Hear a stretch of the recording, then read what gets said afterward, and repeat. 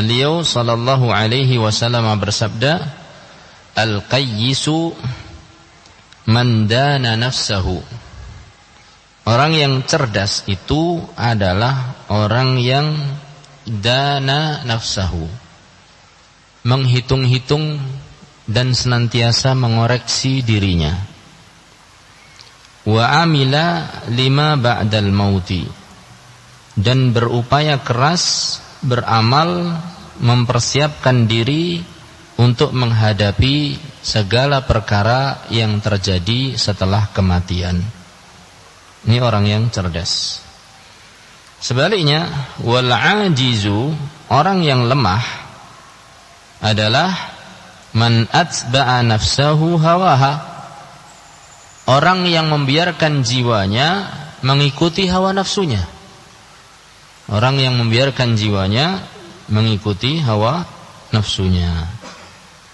Wa tamanna 'ala Allah, kemudian dia berangan-angan kosong kepada Allah. Ya, ini hadis ini membedakan antara orang yang cerdas dan orang yang lemah. Ya. Orang yang cerdas adalah orang yang senantiasa menghitung-hitung kesalahan dirinya, mengoreksi, mawas diri. Kemudian berusaha keras untuk beramal mempersiapkan kematian. Orang yang lemah sebaliknya, santai-santai mengikuti hawa nafsunya, pingin apa saja dia kerjakan, pingin makan apa saja dia makan, ya, pingin mengucapkan apa saja dia ucapkan tanpa memikirkan baik buruknya dan tanpa memikirkan akibat kesudahannya. Ya, ada perkataan yang buruk secara murni dia ucapkan. Ada perkataan yang baik tapi ketika diucapkan akibatnya buruk. Enggak peduli, pokoknya dia ucapkan. Jadi tanpa perhitungan. Ya. Ini perbedaan orang yang cerdas dan orang yang bodoh. Hadis ini disebutkan oleh Al-Imam An-Nawawi bahwa Al-Imam At-Tirmidzi menghukumi hadis ini hadis yang hasan. Ya. Hadis ini adalah hadis yang hasan. Bahkan Al-Imam Al-Hakim mengatakan sahih ala syartil Bukhari. Hadis ini sahih sesuai persyaratan Imam Bukhari. Akan tetapi di antara peneliti hadis mengatakan bahwa di antaranya adalah penulis buku Bahjatu An-Nadhirin, ya, Syarah Riyadhis Shalihin, Syekh Salim bin Id Al-Hilali. Beliau mengatakan hadis ini isnadnya atau sanadnya dhaif sekali, ya. Akan tetapi walaupun hadis ini dhaif, tetap bisa diambil faidahnya, ya, kata beliau. Karena apa? Karena banyak dalil lain yang mendukung maknanya. Ini yang sesuai dengan maknanya. Seorang yang mempersiapkan diri, betul-betul menghitung-hitung, ya, melihat apa yang harus dia kerjakan untuk mempersiapkan kematiannya. Ini ada dalil yang lain yang mendukung makna ini. Di antaranya adalah firman Allah Ta'ala yang sering kita dengar. Ya, firman Allah yang sering kita dengar. Ya ayyuhalladzina amanu taqullaha wal tandur nafsum ma qaddamat liwat wattaqullah. Wahai orang-orang yang beriman, bertakwalah kalian kepada Allah, dan hendaklah setiap jiwa itu melihat apa yang dia kerjakan untuk keesokan harinya, yang untuk kematiannya. Maka hadis ini sesuai dan sejalan dengan ayat tersebut. Untuk mempersiapkan ciri orang-orang yang beriman itu adalah yandur ma qaddamat nafsuhu lighadin. Dia senantiasa mengamati apa yang telah dilakukan jiwanya untuk menghadapi hari esok. Ya. Demikian juga firman atau sabda Rasul sallallahu alaihi wasallam, "Man kana yu'minu billah wal yaumil akhir fal yaqul khairan aw liyasmut. Barang siapa yang beriman kepada Allah dan hari akhir, hendaklah dia ucapkan yang baik atau diam. Siapa ini? Orang yang penuh perhitungan dalam bicara. Ya. Orang yang sangat penuh perhitungan dalam berbicara. Jadi dia akan memilih kata-kata. Karena kata-kata itu ada yang baik, murni baik, itu yang dia ucapkan. Atau kata-kata itu baik dan berakibat atau kebaikannya lebih besar daripada keburukannya. Dan ketika diucapkan menimbulkan akibat yang baik, maka ini yang diucapkan. Ini dua, kalimat yang murni baik atau yang bisa menimbulkan akibat kebaikan. Kata-kata baik yang menimbulkan akibat kebaikan. Kata-kata yang dominan kebaikannya dan menimbulkan kebaikan ketika diucapkan. Ada kata-kata yang murni buruk. Ini tidak boleh diucapkan. Ya, tidak boleh diucapkan. Ada kata-kata yang baik, tapi kalau diucapkan menimbulkan madarat. Kata-kata baik, tapi kalau diucapkan menimbulkan madarat. Mungkin kurang pas pada orang-orang tertentu. Ya, pada orang-orang tertentu mungkin kurang pas. Atau mungkin pada kesempatan yang kurang tepat. Sehingga orang itu harus meninggalkan kata-kata ini. Falyakul khairan, katakan yang baik. Au liyasmut. Atau kata-kata yang tidak baik dan tidak buruk. Maka seorang yang beriman harus meninggalkannya. Kenapa? Sia-sia. Kata-kata yang tidak baik dan tidak buruk. Jadi kalau boleh dipilah-pilah, kata-kata ada berapa? Ada 5. Yang murni baik, yang murni buruk, ya, yang dominan kebaikannya dan kalau diucapkan menimbulkan kebaikan, atau yang dominan keburukannya, ya, yang dominan keburukannya. Kemudian yang tengah, yang mubah. Dari 5 ini, yang diucapkan oleh seorang mukmin yang mana? Yang 2 saja. Yang murni kebaikan atau yang dominan kebaikannya. Jadi orang yang beriman itu teliti. Kenapa dia teliti dengan apa yang akan dia ucapkan? Karena lisan itu banyak menjerumuskan manusia dalam kehancuran. Kata Rasul sallallahu alaihi wasallam, "Wa hal yukabbun nas ala wujuhihim illa hasaidu alsinatihim." Bukankah yang menjerumuskan, kata Rasulullah sallallahu alaihi wasallam, bukankah yang menjerumuskan manusia, yang membuat mereka disungkurkan di atas wajah-wajah mereka, tidak lain tidak bukan adalah karena perbuatan lisan mereka. Ya, perbuatan apa?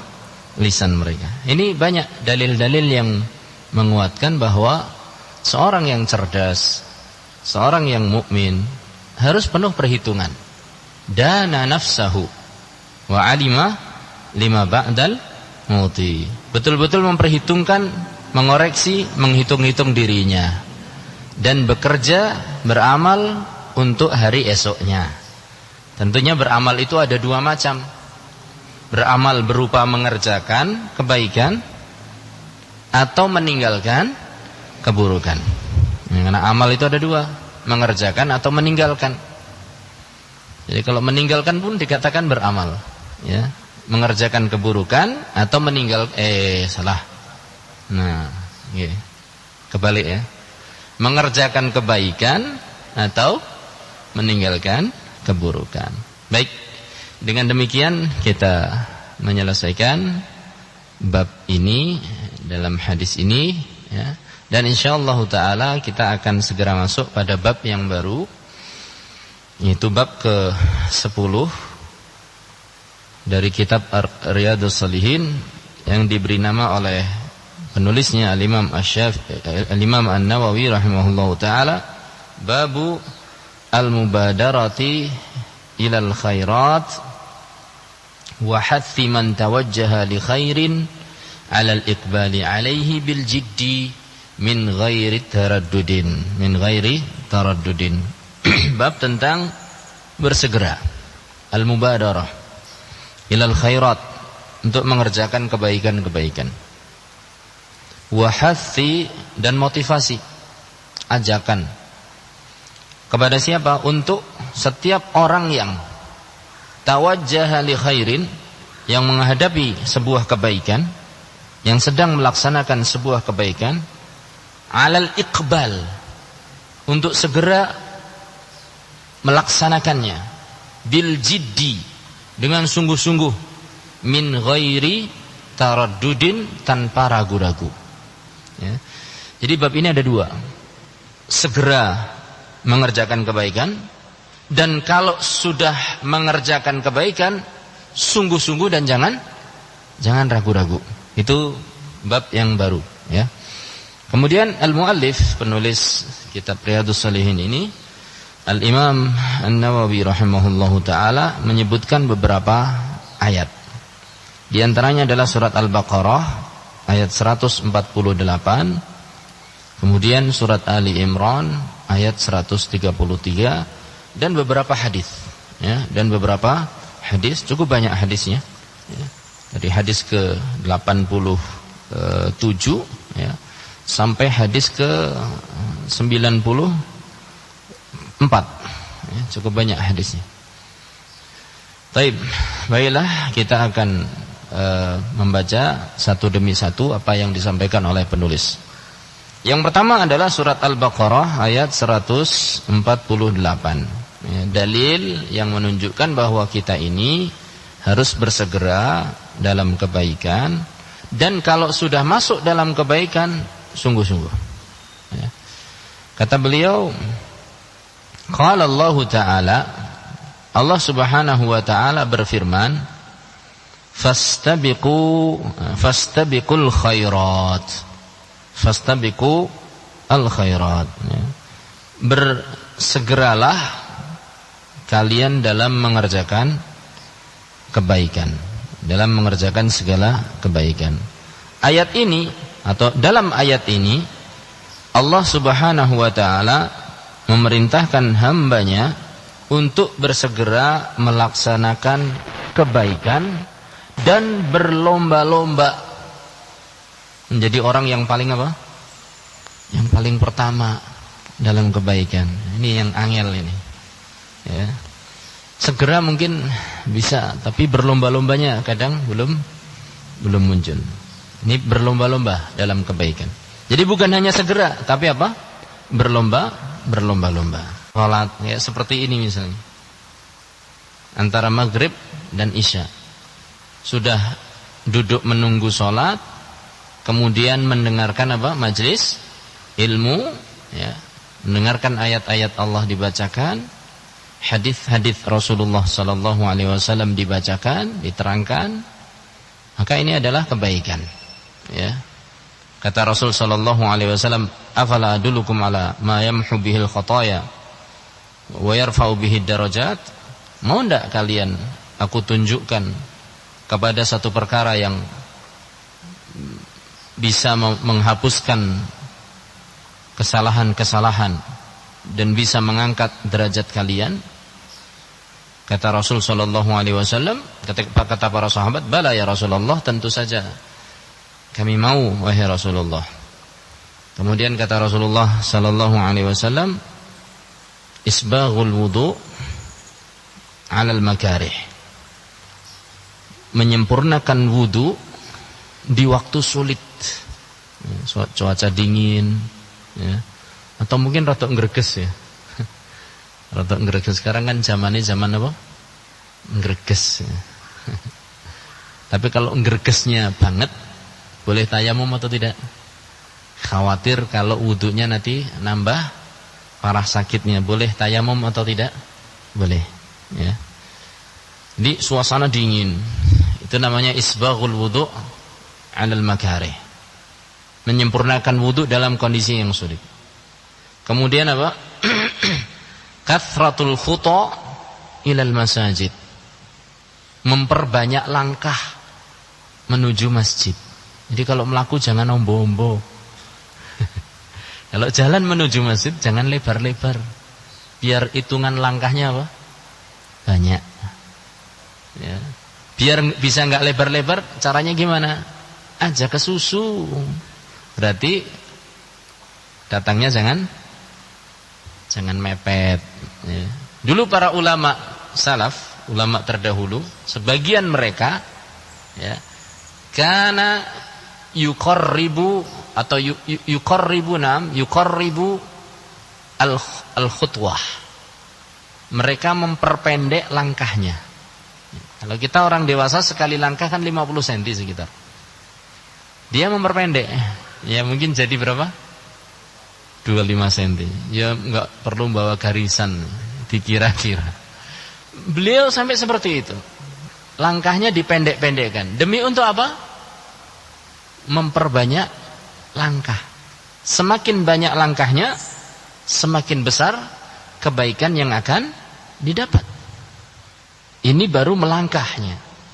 Kemudian kata Rasul sallallahu alaihi wasallam selanjutnya, "Wantidharus shalah ba'da shalah." Dan menunggu satu salat setelah satu salat sebelumnya selesai. Mudah-mudahan kita termasuk apa? Ribat. Kata Rasul sallallahu alaihi wasallam, "Fadzalikumur ribat, fadzalikumur ribat." Itulah ribat. Ya, itulah ribat. Jadi ini proses untuk mendapatkan maghfirah, ampunan dari Allah Subhanahu wa taala. Belum nanti salat 5 waktunya yang digambarkan oleh Rasulullah sallallahu alaihi wasallam, "Afara'aitum law kana inda babi ahadikum nahran thumma yaghtasilu ahadukum fihi fil yawmi 5 marrat ayabqa min daranihi syai'." Kata Rasul sallallahu alaihi wasallam, apa pendapat kalian kalau depan rumah kita itu, depan rumah kalian ada sebuah sungai yang jernih. Kemudian dia mandi di sungai itu sehari 5 kali. Apakah bolotnya, bolot daron, kotoran tubuhnya akan tersisa? Kira-kira gimana? Moprol insyaallah. Ya. Itu insyaallah moprol, bersih. Demikian juga salat. Salat itu seperti itu. Membersihkan kotoran tubuh kita. Alhamdulillah. Kita punya harapan kepada Allah Subhanahu wa taala. Tapi bukan berarti menggampangkan. Tanggawe dosa disit. Ku bar kuwi apa? Salat mlaku nang masjid kedimi. Ini memperpendek lah. Enggak, bukan berarti menggampangkan. Kalau karena satu dan lain hal kita terjerumus ke dalam apa? Dosa, kita masih punya harapan diampunkan oleh Allah, begitu. Tapi tujuan kita adalah tidak melakukan apa? Tidak melakukan dosa. Tapi kalau terjerumus secara sesuai, kita mungkin tidak menginginkan hal itu, maka segera kita terbayang nanti saya segera akan melakukan apa? Wudu, saya akan melangkah ke masjid, saya akan menunggu sholat, dan seterusnya. Ya, dan seterusnya. Banyak sekali cara-cara untuk mendapatkan ampunan Allah Subhanahu wa taala. Segera. Ya, sebelum terlambat. Baik. Ini adalah ayat-ayat yang dibawakan oleh Al-Imam An-Nawawi rahimahullahu taala. Dengan demikian ayat-ayat yang disampaikan oleh Al-Imam An-Nawawi selesai. Tinggal hadis yang disampaikan oleh beliau dalam bab ini. Saya kira sudah sampai waktu Isya. Ternyata belum. Akan saya bacakan satu hadis. Hadis nomor berapa tadi? 87 ya. Baiklah.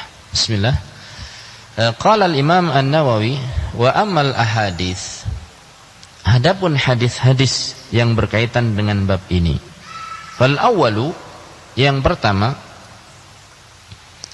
an Abi Hurairah radhiyallahu taala anhu, dari sahabat Abu Hurairah radhiyallahu taala anhu, anna Rasulullah sallallahu alaihi wasallam, bahwa Rasulullah sallallahu alaihi wasallam qala, beliau bersabda, badiru bil a'mali fitanan, bersegeralah melakukan amal soleh. Badiru bil a'mali, bersegeralah melakukan amal soleh, kebaikan-kebaikan. Fitanan, sebelum datangnya fitnah, sebelum datangnya ujian-ujian, sulitan-kesulitan, fitnah. Kaqita'il lailil muzlim, yang datang seperti potongan-potongan malam yang gelap gulita. Ya. Gimana kalau kondisi malam gelap gulita, tidak ada cahaya bulan, tidak ada cahaya bintang, nggak ada cahaya lampu. Bagaimana kita berjalan? Meraba-raba ataukah kakinya